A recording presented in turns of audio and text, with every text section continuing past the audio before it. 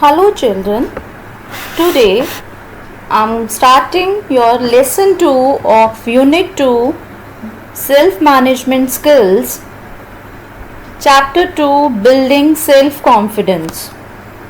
As you all know, self-confidence means having trust in one's own judgment and ability.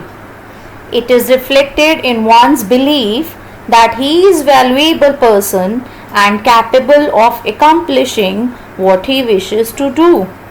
That means self-confidence is one's belief. He or she believes that he or she can do what he wants. Self-confident people have three main attributes: believe in one's own capability, ready to accept any challenge, willingness to take risk. First thing, they should have belief in their own capability that they can do the things. Second, they should be ready to accept the challenges. And third, willingness to take risk. If they are not willing to do any work which is risky, they cannot do that without confidence. So the self-confidence means inner motivation should be there. Let us understand the factors influencing self-confidence. Confidence is not genetically inherited. Many factors influence our beliefs about our capabilities. Three most prominent factors that contribute to building confidence are social factors, cultural factors, and physical factors. Social factors. Society plays a critical role in shaping and building our confidence. Our society comprises our family, neighborhood, friends, relatives, school, and even strangers. Our initial interactions with society leave a lasting impact on our attitude and outlook towards ourselves. Evaluation from parents, teachers, schoolmates, and friends can affect the ways how we perceive ourselves, which then progressively build up our self-confidence. For example, if your parents continuously tease you about your work or anything else, or your teachers teases you that you cannot do this, you are not anything like that, so that decreases your confidence. So how your society builds up your confidence or downgrading your self-confidence.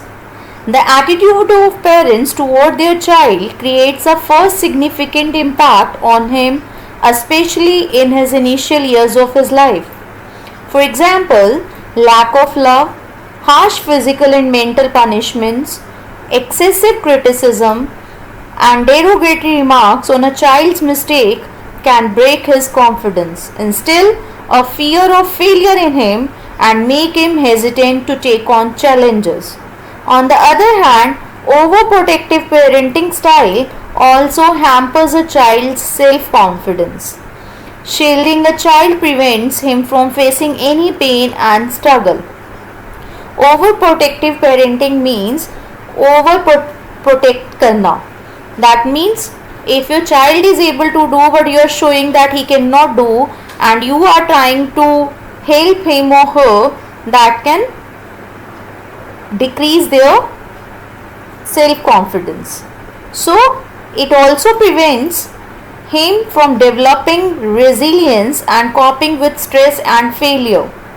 He may come to believe that he is incapable or inadequate.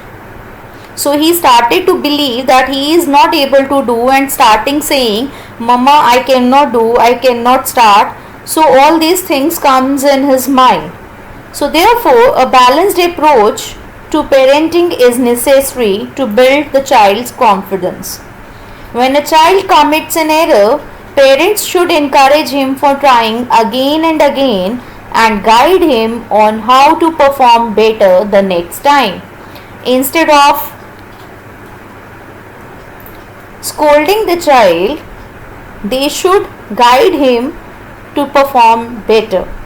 This kind of behavior prepares the child to accept new challenges, teaches him to consider failure as a part of life, and helps to developing self-confidence. Next are cultural factors. Culture refers to the characteristics of a particular society, community, or ethnic group reflected in its practices and beliefs. Culture influences a child's development and behavior. Children growing up in different cultures receive specific inputs from their environment. For that reason, there is a vast range of cultural differences in children's belief and behavior.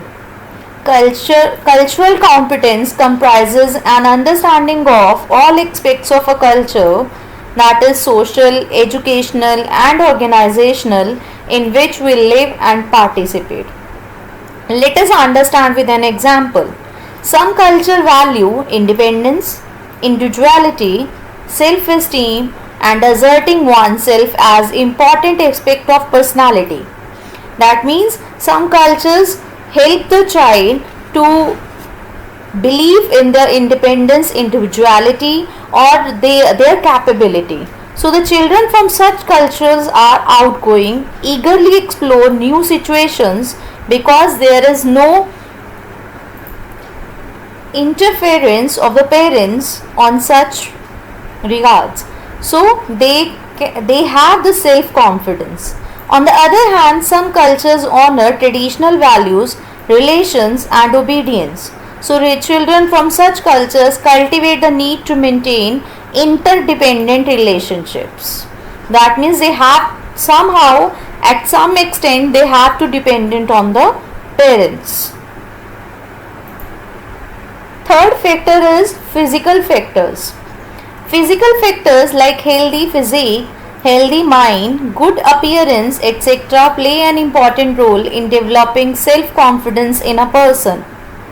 Moreover, in every culture, good looks are always appreciated and admired, which affect a person's self-confidence.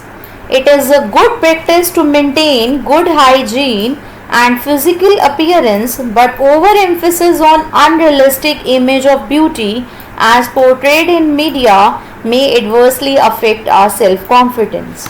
That means at some extent the healthy mind or good physique can build self-confidence, but over emphasis on these things can reduce the self-confidence. Physical disability instills a sense of dependency in an individual. If a physically disabled person suffers from social discrimination, this may lead to low confidence. If somebody challenges a physically disabled person that discriminates him, so that can lead to lower down the confidence. A positive attitude and strong will can surely help a disabled person to overcome his physical limitations and motivates him to accept the challenges. Like nowadays we are watching sportsmen who are disabled but had achieved a good image in the society. That means they have the they were having self-confidence in them. So various attitudes that define the level of confidence among people are reflected in their behavior, body language and way of speaking. The attitude also defines the level of confidence.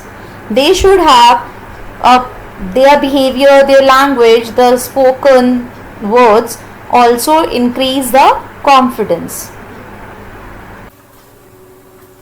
Next topic is various attitudes of people. The above mentioned factors determine how confident a person feels. You meet so many people every day in your school, home, neighborhood. Some people may strike you as very confident, while some others may not appear as confident. So various attitude of people reflected in their behavior body language, and the way of speaking define their level of confidence. As may you also have judged some people who are very good in spoken English, or they with through their body language you take them as they are very very confident, fully confident, and you feel yourself as a low confident person. So various attitude also defines the level of confidence. Attitudes of people with low confidence has the following factors: fear, they are anxious about the possibility of failure; value others' opinion, that means they depend on the any other person's opinion or their approval to feel good. It's they have faith on somebody else, on their or on their other friend, and if they says good, then they feel confidence. Overcritical, they tend to focus on their shortcomings like physical appearance, lack of knowledge, or any other factor which they think they are not able to do. So that is also reducing the self confidence. Poor time management, they are unable to decide which thing is more beneficial, or on the priority basis which work they should do first, and they don't focus on the task. Unpreparedness, that means they have not prepared the task very well, so they do not put their efforts in that work. That also reduces low confidence. That reduces their confidence. Lack of initiative, they don't feel motivated to bring out any change or improvisation in their own self or in their own capability. So they have fear to initiate any work. Reluctant to deal with others, such people make excuses and try to evade confronting people. They are not feeling good to deal with people.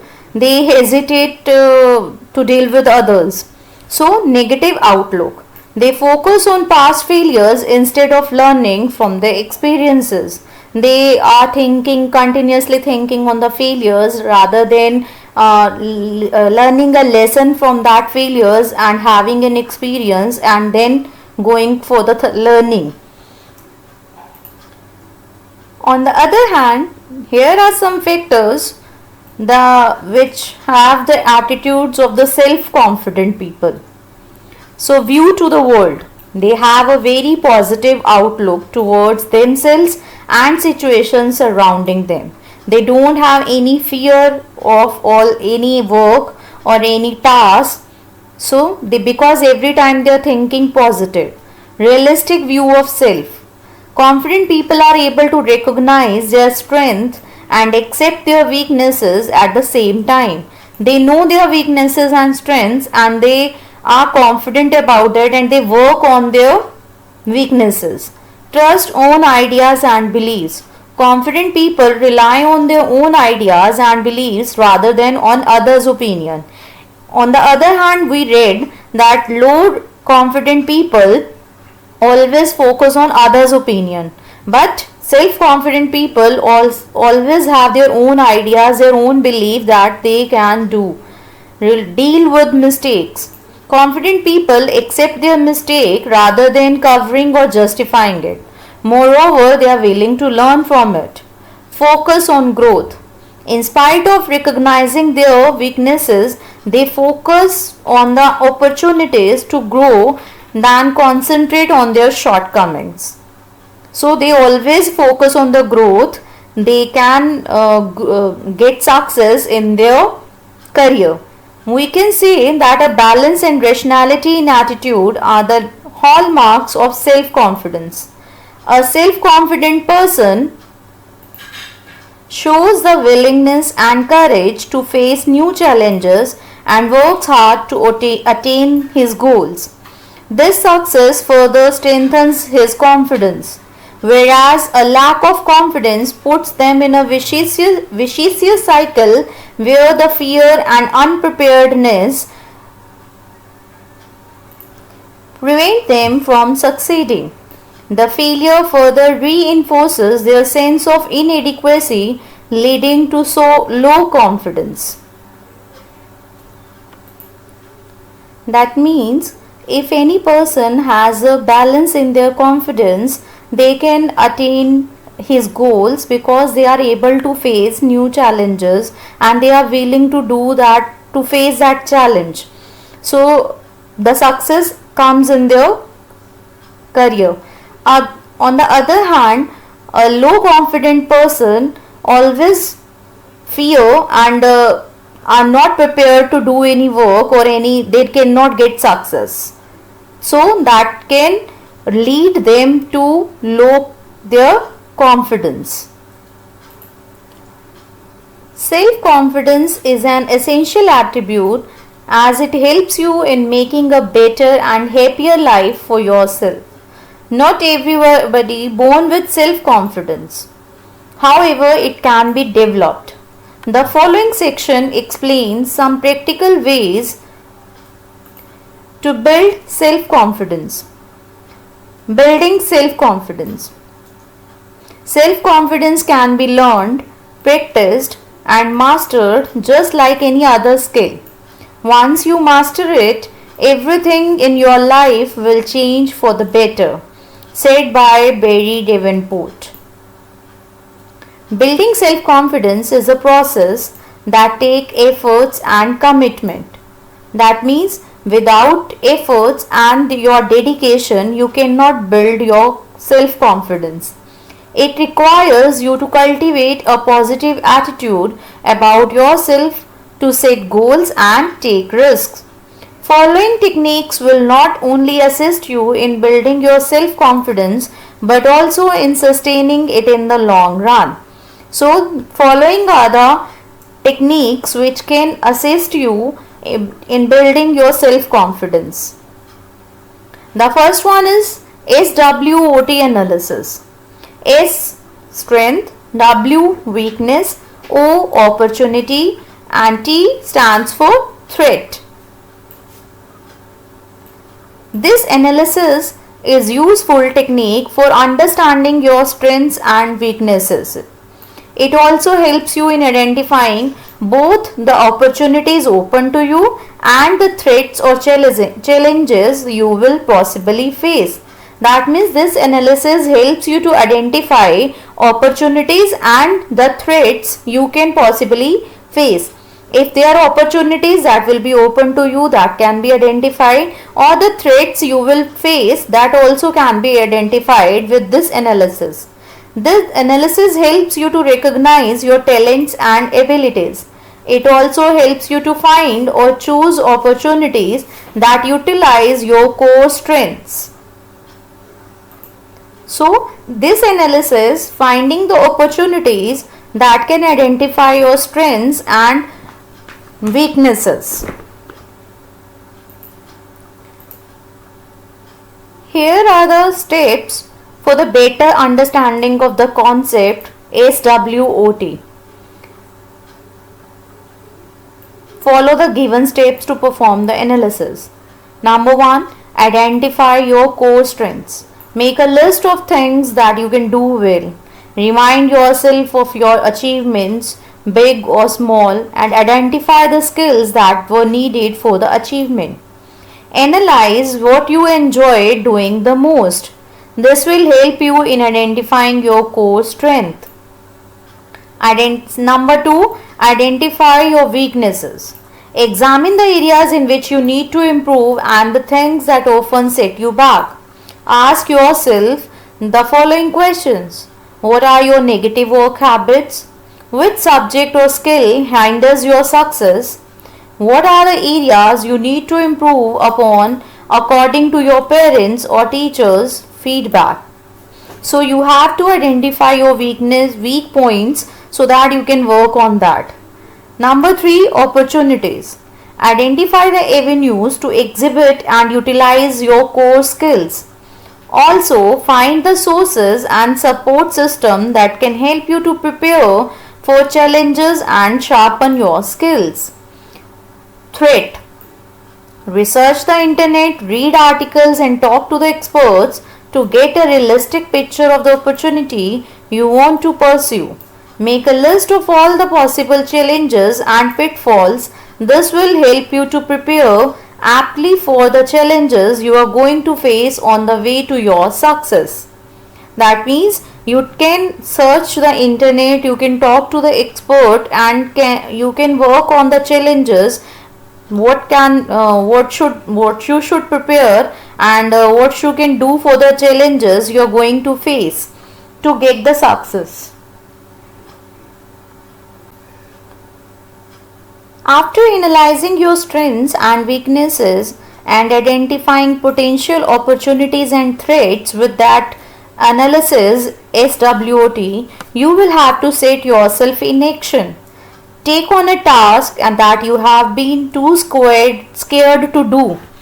Be sure to set a small goal at first and practice the art of planning and perseverance and attain success, no matter how small it may seem to others.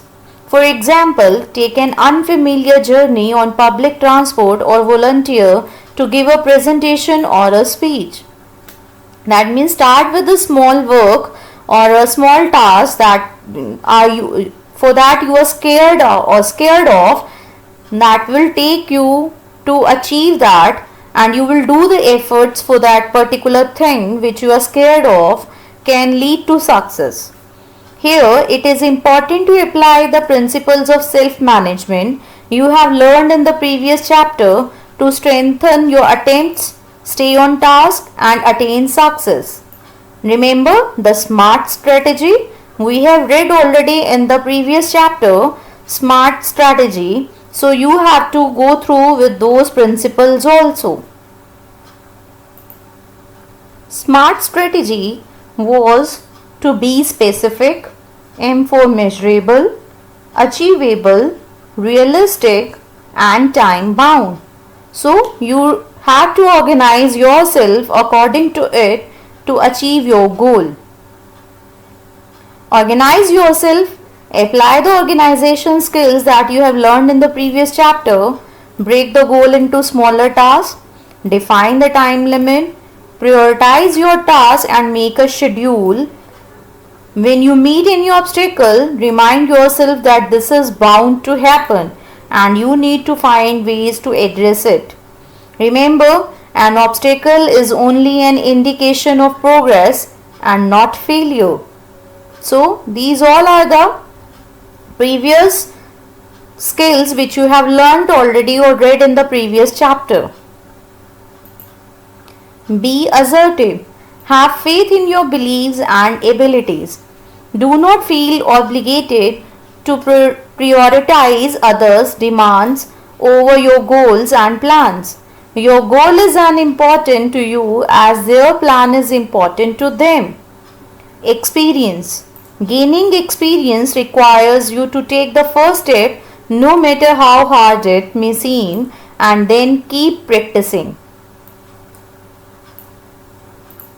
That means if you get success, you will step over one step ahead on the self-confidence, and if you were a failure, that can take you to learn to overcome your ability so that you can go ahead if it comes further again. Surround yourself with positive people. Always keep yourself in the company of positive people. Avoid any negative or discouraging influences and focus on the positive voices, including your own. It will uplift your thought process and keep you motivated. So, you have to surround yourself with positive people who always motivates you to go through your work and go through your task to achieve the goal. Care for yourself and others. Staying clean and dressing well is positively related to positive attitude. A well-dressed and well-groomed person generally commands more respect from others. So, you have to take care of yourself and others also to be a well-dressed and well-groomed person. Be prepared. Assess the requirements of a task and work hard to prepare yourself. So, You have to prepare well for the task so that you can easily and fastly go ahead. Self confidence may seem hard to attain, but it is attainable through practice and perseverance. Self confidence is hard to attain, that means it is hard to achieve, but it is not impossible. If you keep practicing and learning, that you can achieve it. Remind yourself of your qualities and talents and value them. Treat yourself like you would like to be treated by others, and you will notice the difference in people's attitude towards you. In summation, the key to gaining self confidence is to recognize your strength and success and learn from your weaknesses and mistakes.